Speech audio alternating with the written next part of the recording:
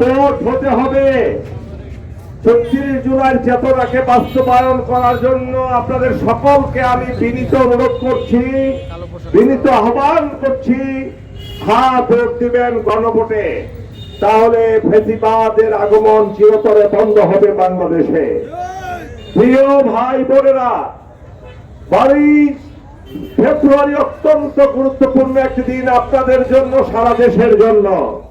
এই দিন যদি আপনারা সৎ, যোগ্য, নির্ভীক, দুঃসাহসী, সুশিক্ষিত লোকদেরকে নির্বাচিত না করেন, যদি তাদের না করে আপনারা দুর্নীতিবাজ, চাঁদাবাজ, ঘুষখোর, সুদখোর, মাফিয়া, মাদক ব্যবসায়ী, খুনি ইত্যাদি লোকদেরকে নির্বাচিত করেন, বিশ্বাস করেন এই এলাকাকে আবার তারা সন্ত্রাসের ভূমিতে পরিণত করবে।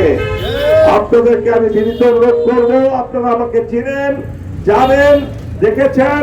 ইনশাআল্লাহ আপনারা আগামীতে ভোট দিয়ে আপনাদের সেবা করার সুযোগ দিবেন।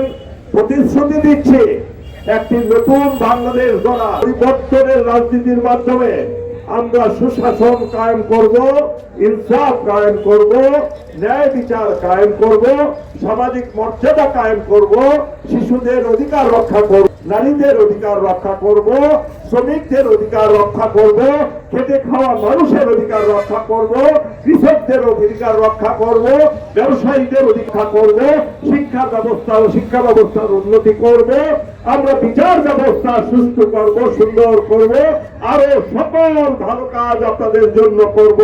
এবং আপনারা নির্বাচিত হওয়ার 1 মাসের মধ্যে আপনারা দেখবেন সারা বাংলাদেশে পরিবর্তন এসে গেছে। চোর বাটপার ভালো মানুষ হয়ে গেছে, খুনি ভালো মানুষ হয়ে গেছে, দুর্নীতিবাজ ভালো মানুষ হয়ে গেছে, ঘুষখোর ঘুষখোরি ছেড়ে সে ভালো মানুষ হয়ে গেছে। অফিস আদালত আপনাদের হাতের নাগালে চলে আসছে, পুলিশ হয়ে যাবে আপনাদের বন্ধু।